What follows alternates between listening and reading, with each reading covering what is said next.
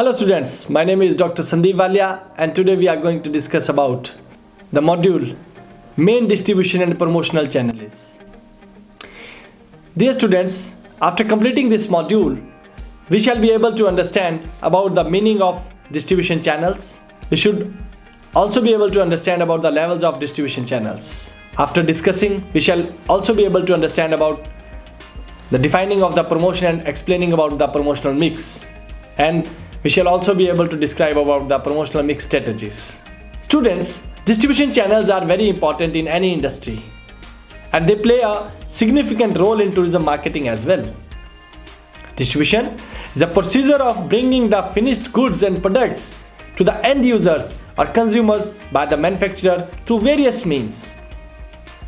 In the case of a minor business, the producer or manufacturer can get in touch with the customer directly and do the negotiations.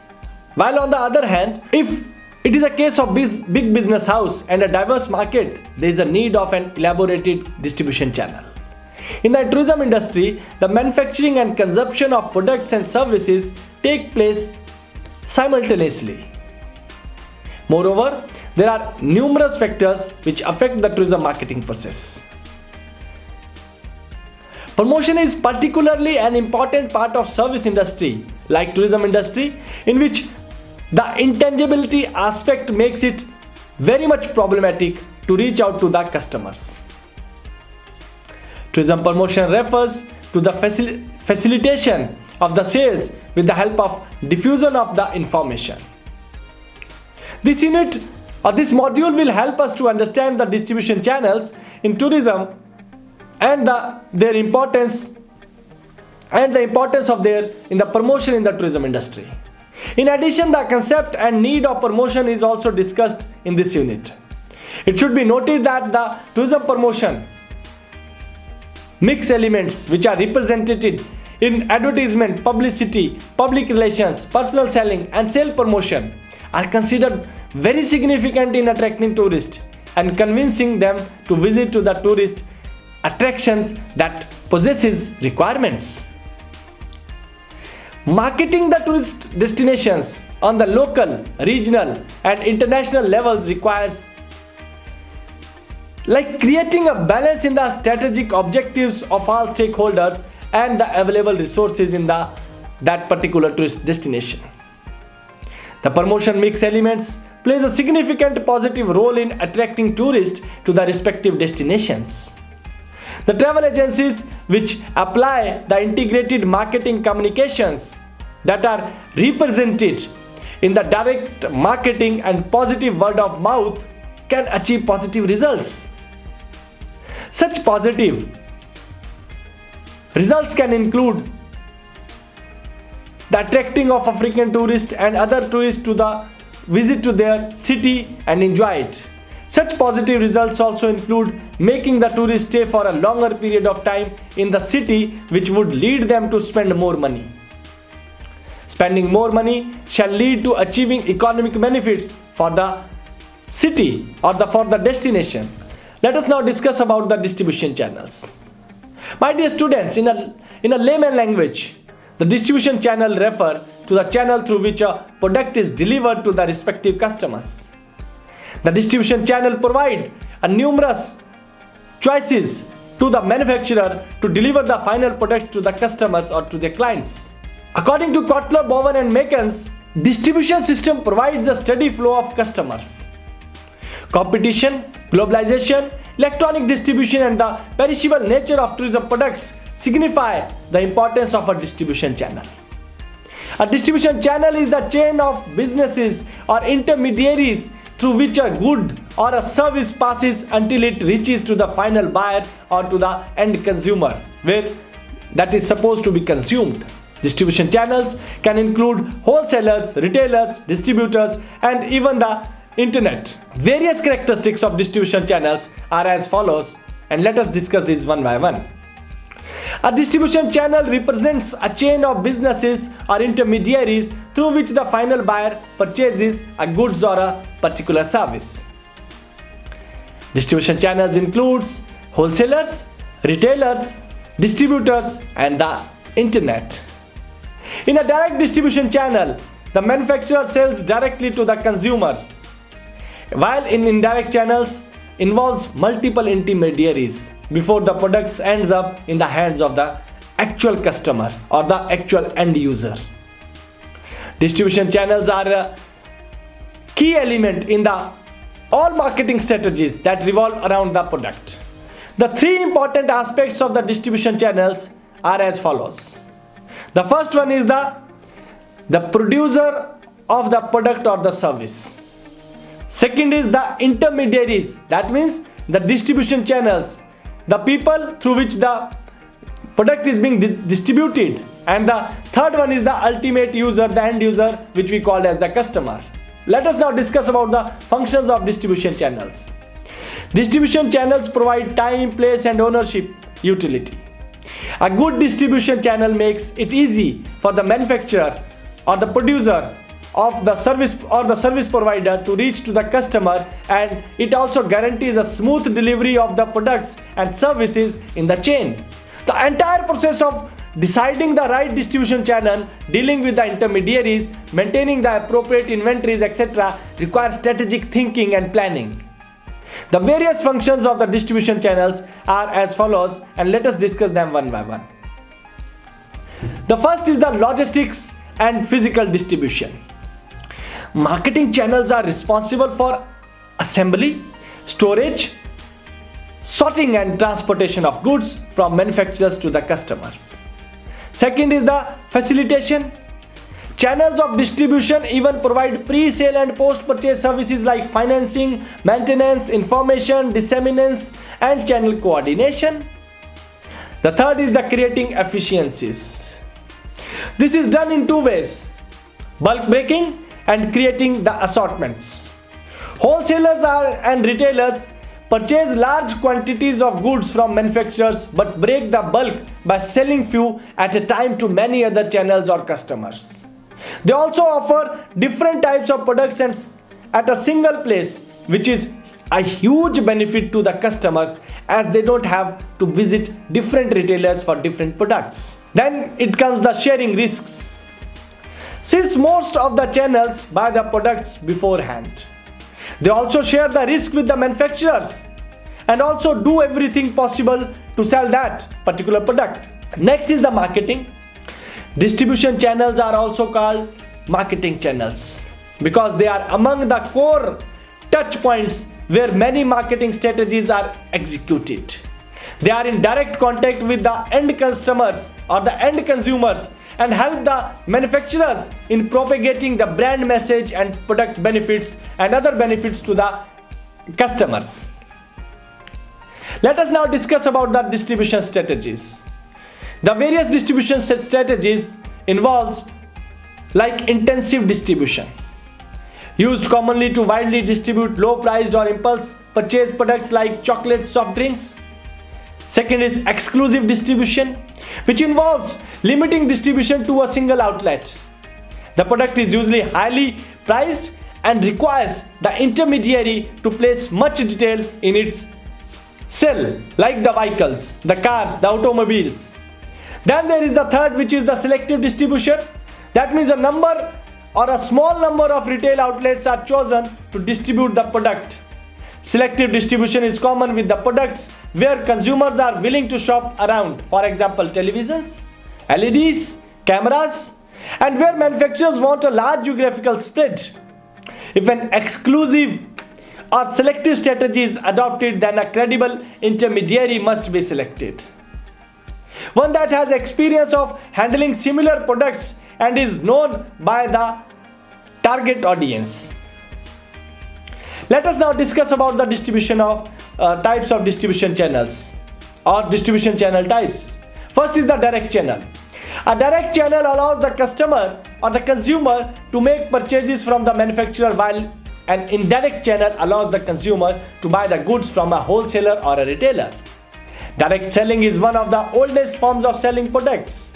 It doesn't involve the inclusion of an intermediary, and the manufacturer gets in direct contact with the customer at the point of sale. The second is the indirect channel. When a manufacturer involves a middleman or an intermediary, to sell its product to the end customer, it is said to be using an indirect channel. Indirect channels are typical for the goods that are sold in traditional brick and mortar stores. Unlike tangible goods, services can't be stored. But this doesn't mean that all the services are always delivered using the direct channel. With the advancement or advent of the internet, online marketplaces, the aggregators or the aggregator business model and the on-demand business model, even services now use intermediaries to reach out to their final customers. Internet brought changes to the traditional process of distribution, and it enabled service providers to reach the customers directly. Startups and new formats of business reduced the dependence of intermediaries in the service delivery process. Airlines using website to attract customers, food delivery apps, online agencies, online travel agencies, etc. are few important examples in this regard. Let us now discuss about distribution channel designs. The distribution channel is a framework of supplier or a service provider and customers. Channel here refers to how the supplier reaches to the end customer or to the consumer. The process of reaching the customer by the supplier can either have many mediators or none. Depending upon the number of mediators between the supplier and customer, there can be many levels of distribution channels. Not all the distribution channels work for all the products, so it is very much important for the companies to choose the right one. The channel should align with the firm's overall mission and strategic vision, including the sale goal. If the company chooses multiple distribution channels, such as selling products online and through a retailer, the channels should not conflict with one another. Companies should strategize so one channel doesn't overpower the other. The choice of the appropriate distribution channel is very much complicated. It is one of those few strategic decisions which either make or break your company. Following factors should be well thought out before determining whether to choose the direct or indirect distribution channel for the business. We shall better understand this with the help of this picture or this figure. This figure shows the factors determining distribution channels. Let us now discuss about the distribution channels in the tourism industry. Tour operation business often does business with ground operators or local agents, which help facilitate both to get more business, maximize their profit. This is known as B2B transactions, business to business transaction. There is a trend of building chain hotels and franchising in which royalty needs to be paid to the owners of the brand. Before you can reach your target audience in the service business, you must understand the different platforms that are available to sell your services or your products. Instead of setting up a shop and knocking on the local doors, services can be provided through the internet or other social media platforms. There are search engines which can be used for online ad campaigns. Social media can play an equally important part in reaching out to your customers. Tour operators have to focus on the direct sale channels. That means they have to directly approach to the customers. They need to focus on their marketing strategies. Their indirect sales, they should be enhanced. Then they have to think about cross-selling and about the promotion. Promotion is a marketing tool which is used as an approach to build a connection with the sellers and the buyers. Promotion is a tool which is used to enlighten or encourage the target customers to buy a particular product or a particular service and to inform them regarding the benefits of that particular product and that particular service, brand or issue. The information given to the customers can be provided through verbal and through the visuals. The aim of promotion is to make people aware, attract and induce to buy the product in preference over others. It is important for organizations to promote their products and services amongst the customers to compete with the competitors in the market and to survive in the market as well. Promotional operations are conducted by the general marketing teams which make the marketing plans and goals for the organization. These campaigns are designed differently depending upon the objective and of the promotion. There are several objectives of promotion, and let us discuss these objectives one by one. To create awareness about a new product or an existing product, then to generate curiosity among the potential customer or among the potential users and clients, to increase sale of the product or the service, then to compete with the competitors, to enhance the image of the product or service in the market, thereby having some sort of research about them. Let us now discuss about the types of promotion. There are 4 types, and these 4 types of promotion are the traditional marketer dominated ways of influencing sales for service products.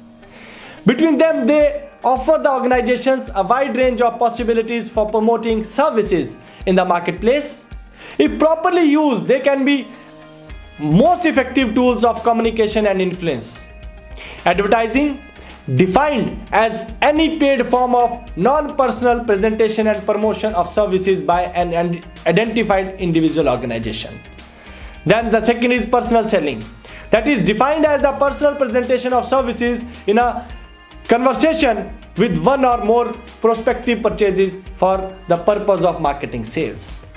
The third is publicity, defined as the non-personal stimulation of demand for a service by obtaining commercially significant news about it in any medium or obtaining favorable presentation of it in any medium that is non-paid for or by the service sponsor.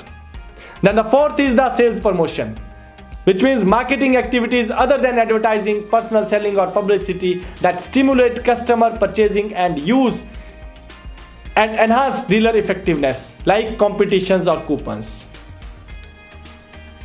Let us now discuss about promotion in tourism industry. Tourism promotion means trying to encourage the actual and potential customers to travel a destination through the spreading of information. Promotion is one of the most effective marketing elements used in marketing a tourist product. Promotion is an integral part of any tourism business. The key objectives of tourism promotion are as following. The first is to inform the customers about tourism product. Then the second is to increase the number of tourists and number of visitors. Third one is to enhance the image of the tourism destination. While the fourth is to enable growth in the tourism industry.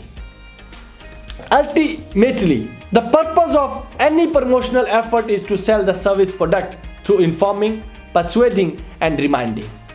Clearly, these general objectives vary according to the nature of each service industry and service product. In the tourism industry, the customers prefer to use more personal contacts like friends and family for getting the useful informations. Location also plays a key role in the final purchase decision of the customers. The importance of personal recommendation or the personal recommendations in the tourism industry has been studied and highlighted by various studies. Customers in the tourism industry have been showing heavy dependence on the opinions and influences of others through word of mouth communication. Let us now discuss about effective promotional strategies. Promotion is mainly communication between the producer of goods and services and the market. In other words, between sellers and the buyers, between sellers and the end customers. Communicating the correct message from the seller to the buyer using different tools is the mainstay of the promotion. Communication is defined as sharing the information between two or more individuals or groups to reach a common understanding. And in a communication process, the information or messages flows between sender to the receiver. Today, when we have to positioning our project or tourism product or business is a growing challenge in the marketing organizations. As the marketing organizations are turning their focus to the promotional efforts, and effective advertising campaign is the most important aspect in the successful development of a tourism business. Careful planning and creative ideas are the key success factors. Possible objectives of customer promotions for service are as follows.